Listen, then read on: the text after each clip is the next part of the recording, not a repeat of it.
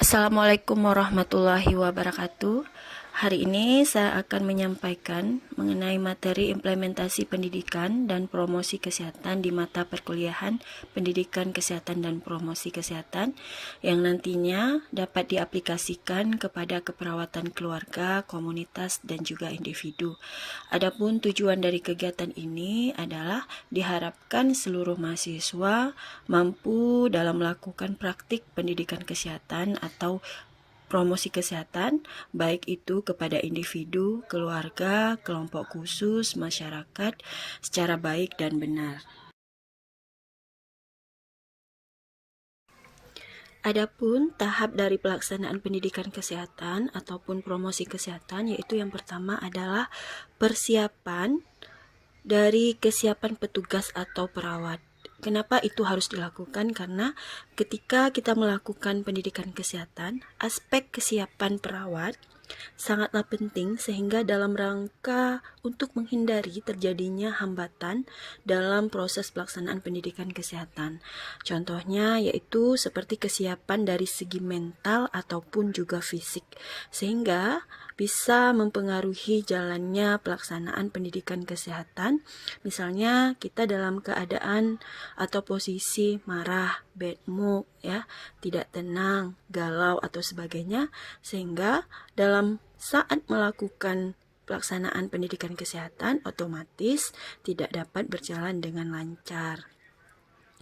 Kesiapan yang lain yaitu pada kesiapan menyiapkan hal-hal yang dibutuhkan di dalam pelaksanaan PNKes, yaitu adalah kesiapan sasaran seperti klan, ya, keluarga, kelompok khusus, dan masyarakat.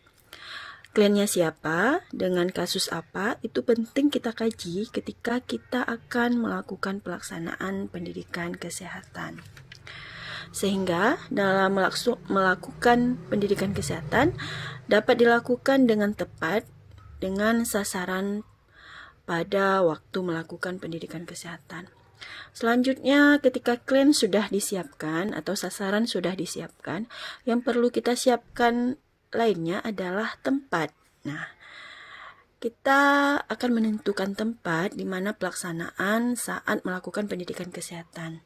Apakah itu di rumah sasaran, di rumah klien, individu, atau keluarga, atau tempatnya di masyarakat, misalnya di masjid, aula-aula di desa, atau di tempat-tempat yang mampu menampung dengan jumlah kapasitas orang yang banyak, agar kita dapat menyesuaikan kondisi jumlah sasaran yang hadir pada saat itu, pada saat pelaksanaan pendidikan kesehatan, ya, ataupun promosi kesehatan.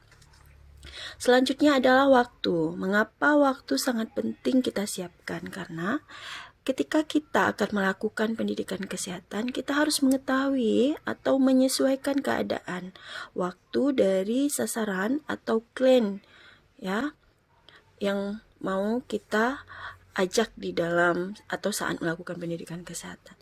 Misalnya klien bisanya di pagi hari, ya, kita tinggal menyesuaikan. Kalau dia bekerja dan datangnya di siang atau sore hari, kita juga bisa menyesuaikan jadwalnya, ya. Misalnya juga di masyarakat, mayoritasnya kebanyakan masyarakatnya petani, jadi kita juga akan menyesuaikan dengan jadwal mereka. Karena ketika kita tidak menyesuaikan waktu, maka jumlah sasaran yang kita inginkan tidak sesuai dan mereka pun tidak akan mungkin dapat bisa mengikuti jadwal yang kita tentukan. Selanjutnya adalah alat atau bahan serta media belajar. Saat kita akan melakukan pendidikan kesehatan, ya, yang pastinya menggunakan alat dan juga bahan serta media belajar, karena dalam penggunaan alat bahan media belajar akan dapat mempengaruhi tingkat kemampuan dalam memahami tujuan dan penyampaian dalam pelaksanaan pendidikan kesehatan yang kita lakukan. Alat, bahan, media belajar dapat disesuaikan, ya, dengan sasaran, baik itu misalnya individu, keluarga, kelompok khusus, atau masyarakat. Alat, bahan, media belajar banyak jenisnya, ya, banyak macamnya seperti leaflet, brosur, poster, dan sebagainya. Kita tinggal menyesuaikan saja. Misalnya, jika sasarannya individu, cukup dengan memberikan leaflet atau brosur ya. Jika sasarannya keluarga, bisa dengan poster atau lainnya. Jika sasarannya adalah dalam jumlah besar seperti masyarakat ya, otomatis kita harus menggunakan media yang cukup besar juga, yang mungkin bisa dilihat, didengar ya oleh sasaran itu seperti masyarakat tersebut. Selanjutnya adalah materi ya. Materi atau disebut juga dengan rencana pembelajaran atau SAP. Dulu namanya SAP, Satuan Acara Pembelajaran ya. Yaitu sejenis rencana pembelajaran ya, atau disebut dengan SAP tersebut, yang mana disertai dengan materi yang akan kita sampaikan ketika melakukan pendidikan kesehatan ya. Tentunya sudah disesuaikan dengan sasaran yang akan kita berikan pendidikan kesehatan.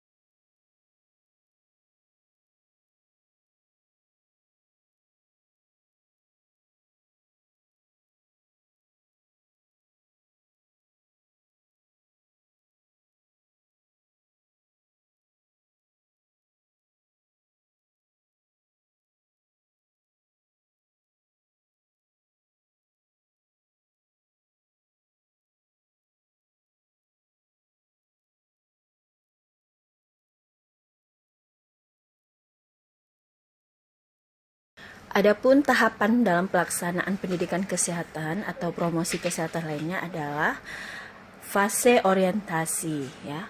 Di fase orientasi ini perlu kita perhatikan yaitu pada saat sebelum pelaksanaan pendidikan kesehatan atau promosi kesehatan.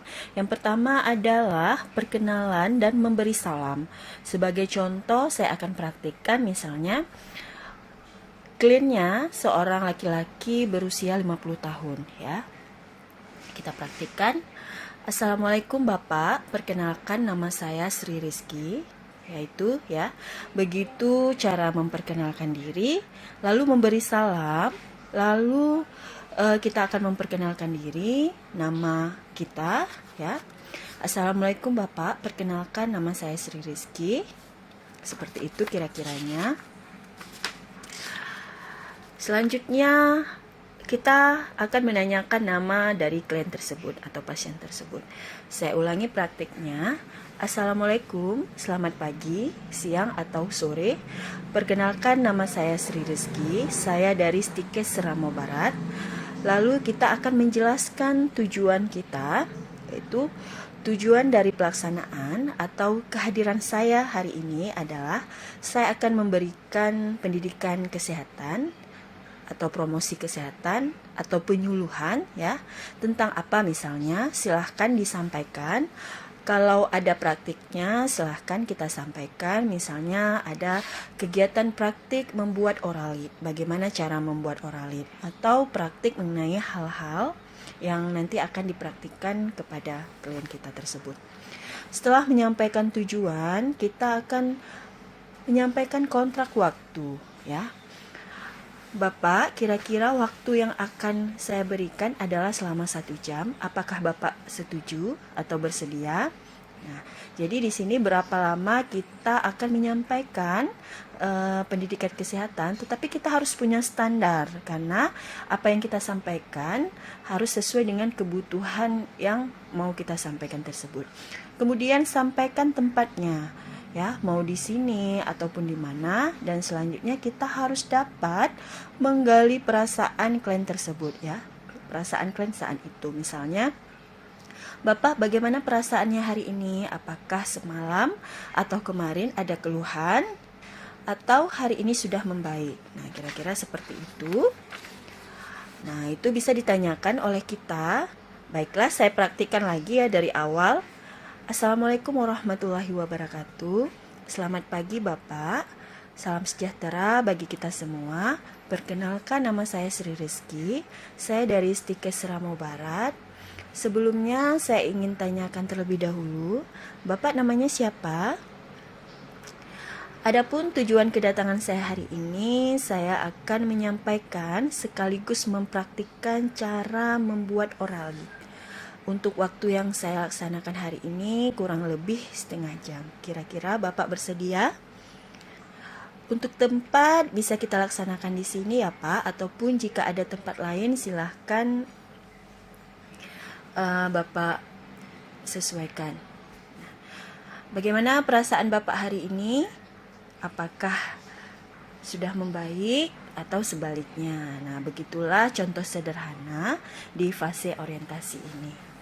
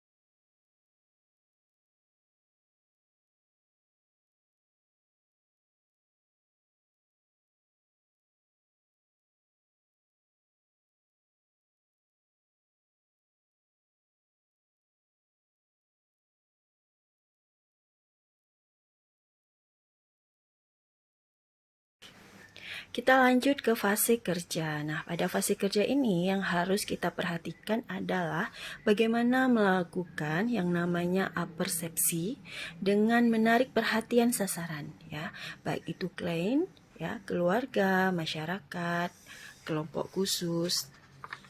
Nah, sesuai dengan tujuan dari materi pendidikan kesehatan yang akan kita sampaikan, contoh dari apersepsi, ya. Setelah tadi tahap fase orientasi dilaksanakan, baru kita masuk ke tahap kerja. Baik, saya praktikkan. Baik, Bapak Ibu, ya, misalnya kita juga melakukan pendidikan kesehatan di lebih dari satu orang, ya, masyarakat misalnya. Baik, Bapak Ibu, tadi saya sudah memperkenalkan nama, tujuan, sudah kontrak waktu dan juga tempat, dan juga menggali perasaan. Ya, tampaknya Bapak Ibu sekalian sangat senang dengan kehadiran kami. Sebelumnya saya akan tanyakan kepada Bapak Ibu sekalian, apakah Bapak Ibu ada yang sudah tahu mengenai penyakit diare atau mengenai penyakit hipertensi? Nah, itu merupakan contoh dari kalimat apersepsi. Pentingnya apersepsi adalah satu, tujuannya untuk mengetahui kemampuan klien atau sasaran kita sudah sejauh mana mereka memahami tentang topik yang akan kita sampaikan. Kalau misalnya sasaran belum mengetahui, maka kita akan secara bertahap ataupun harus secara jelas, ya, menyampaikan kembali kepada mereka, karena otomatis mereka tidak paham. Tetapi ketika kita tanyakan mereka sudah paham atau belum, ya, ternyata mereka sudah paham, ini memudahkan kita untuk menjelaskan, ya, itu dari tujuan apersepsi. Nah, tujuan yang kedua dari pentingnya apersepsi ini, ketika kita lupa atau ketika kita dalam keadaan atau kondisi blocking, ya, ketika kita dalam keadaan demam panggung, grogi, tremor, ya, tiba-tiba lupa materi yang akan kita sampaikan, ya, saat melakukan penyuluhan, ya, tentunya di pendidikan kesehatan di fase kerja ini, ketika hal tersebut terjadi, maka yang kita lakukan yaitu melakukan apersepsi ini ya. Makanya apersepsi ini sangat penting. Jadi kita akan menanyakan ya, apakah Bapak atau Ibu tahu tentang diare atau tahu tentang hipertensi. Jadi saat kita lupa, kita tempatkan atau lemparkan ke sasaran dalam rangka jika ada sasaran menjawab atau mengetahui, maka itu membantu kita untuk mengingat kembali tanpa kita harus memperlihatkan rasa blocking atau gugup tadi. Nah, tapi di sini ada tanda kutip bahwasannya tidak semua petugas atau penyuluh tersebut mengalami kondisi-kondisi seperti itu ya, seperti lupa, blocking dan lain-lain. Itu hanya bentuk sebuah strategi saja ketika melakukan apersepsi. Nah, selanjutnya di fase kerja ini yang harus kita lakukan adalah kontak mata dengan arah pandangan yang baik tentunya. Jadi kalau sasarannya individu, kita bisa dengan posisi berhadapan atau berdiri di samping ya, dengan jarak yang baik kurang lebih 1 meter ya. Kalau sasarannya banyak, kita harus seimbangkan, kita harus ke kiri, ke arah kanan ya, ke belakang, supaya apa yang kita sampaikan itu menyeluruh merata ke semua sasaran yang lebih dari satu ya, ke audien atau sasaran dalam misalnya bentuknya masyarakat. Jangan sampai kontak mata kita itu dominan kepada area-area tertentu saja, yang mana dapat menghambat komunikasi. Jadi kontak mata ini tujuannya adalah kesiapan kita untuk berkomunikasi. Selanjutnya adalah ekspresi muka ya, dan gerak tubuh yang dilakukan secara bervariasi. Ini juga hal yang sangat penting ketika kita melaksanakan atau melakukan pendidikan kesehatan. Ekspresi wajah, gerak tubuh yang berlebihan yaitu tentunya tidak baik ya. Ketika kita melakukan ekspresi wajah dan gerak tubuh, sebaiknya harus sesuai dengan topik apa yang kita akan sampaikan. Ketika kita menyampaikan sesuatu yang humoris, tentunya ekspresi wajah atau ekspresi muka kita seperti halnya humoris. Gerak tubuh kita juga demikian, jangan terlalu banyak gerakan-gerakan tubuh. Ya, misalnya gerakan tangan dan sebagainya itu dapat dilakukan secara bervariasi. Selanjutnya, sampaikan materi Pencast secara jelas dan sistematis, dan disampaikan dengan menceritakan beberapa contoh, mungkin ada contoh pengalaman, dan ini dapat membantu untuk menarik perhatian atau attention ya, perhatian dari sasaran. Sistematis di sini dimaksudkan yaitu jelas, mulai dari tahap-tahap, yaitu misalnya kalau kita menyampaikan suatu materi dimulai dari pengertian, tanda gejala, penyebab, dampak, cara penanganan atau cara perawatan, itu yang dimaksud dengan harus dengan jelas dan juga sistematis. Selanjutnya kita dapat menggunakan bahasa yang formal. Seharusnya tadi di awal saya jelaskan, mohon maaf, di fase orientasi ya, saya lupa tadi, bahasa ini sangat penting dalam membantu komunikasi. Bahasa tentunya harus jelas ya, mudah dimengerti. Kalau kita ingin menyampaikan mengenai pendidikan kesehatan ini yang misalnya sifatnya general atau umum, bisa menggunakan bahasa nasional, bisa diselingi dengan humor-humor ya, untuk mengurangi ketegangan terhadap sasaran.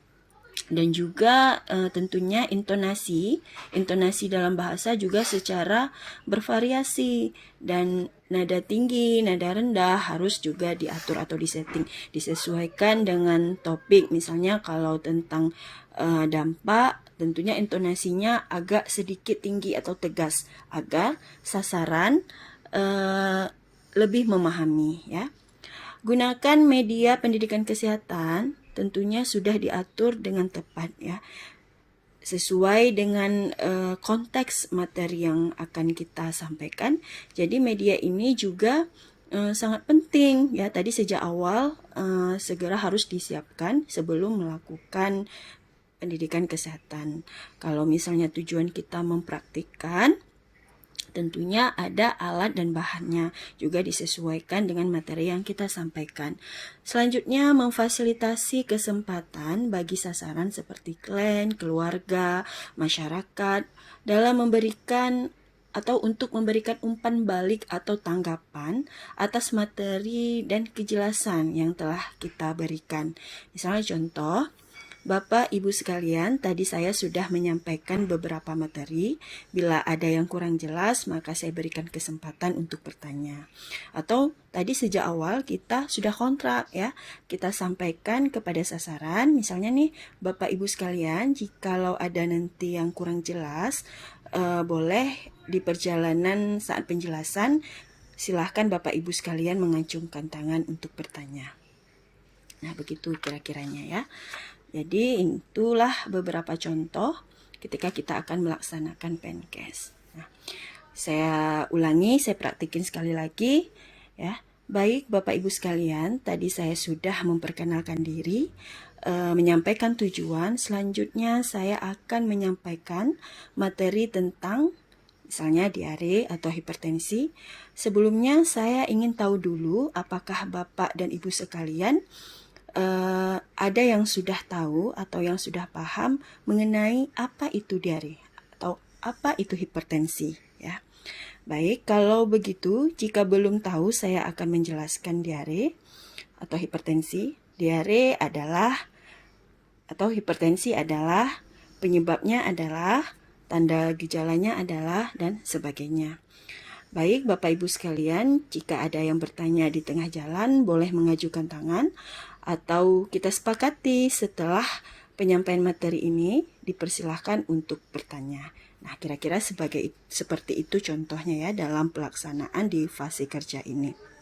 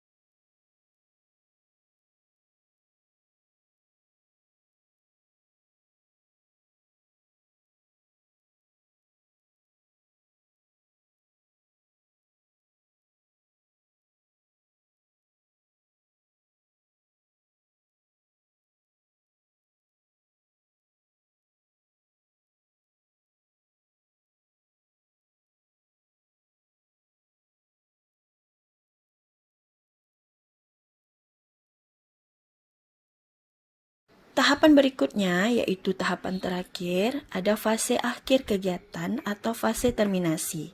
Ya, setelah kita melaksanakan pendidikan kesehatan, promosi kesehatan dan juga penyuluhan, selanjutnya yang kita lakukan adalah evaluasi. Tujuan evaluasi ini untuk mengetahui apakah pendidikan kesehatan atau promkes atau penyuluhan yang telah kita lakukan berhasil sesuai dengan tujuan kita atau sebaliknya.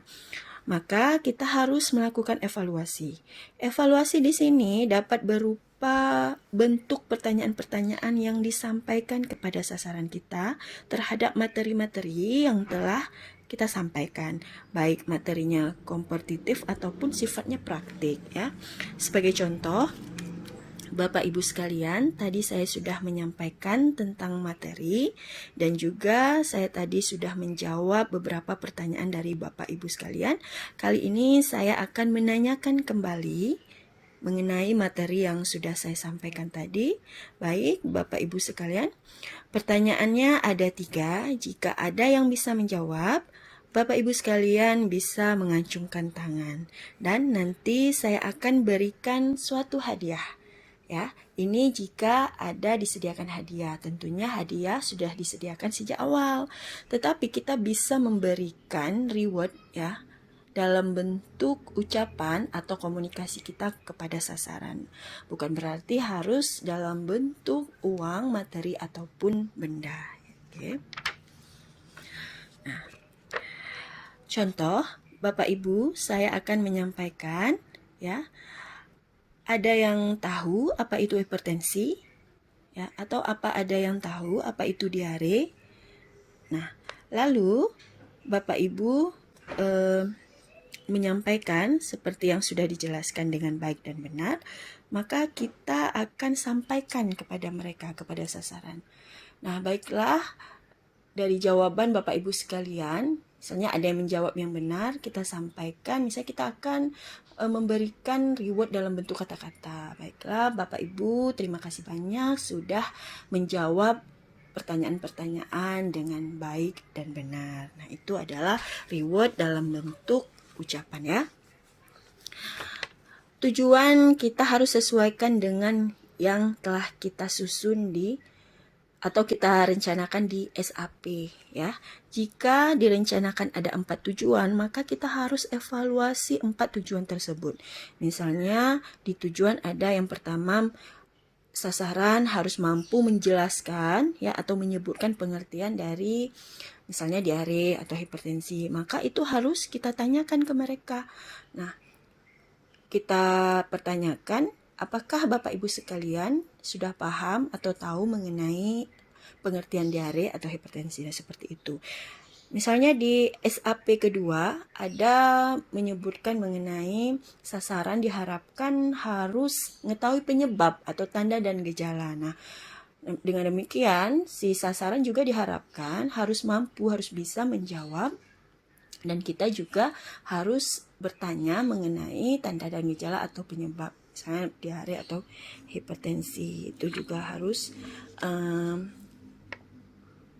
sampai ya, harus sesuai dengan tujuan. Nah, itu adalah langkah-langkah kita melakukan evaluasi yang sesuai dengan SAP.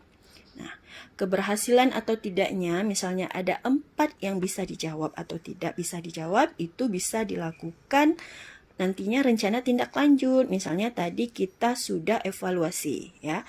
Baik Bapak Ibu, tadi saya sudah bertanya, namun ada beberapa di antara Bapak Ibu yang belum paham tentang bagaimana praktik membuat larutan oralit. Itu misalnya, maka besok atau minggu depan kita akan coba jelaskan kembali cara praktik dalam pembuatan larutan oralit. Nah, itu bisa kita sampaikan jika tujuan tadi tidak tercapai.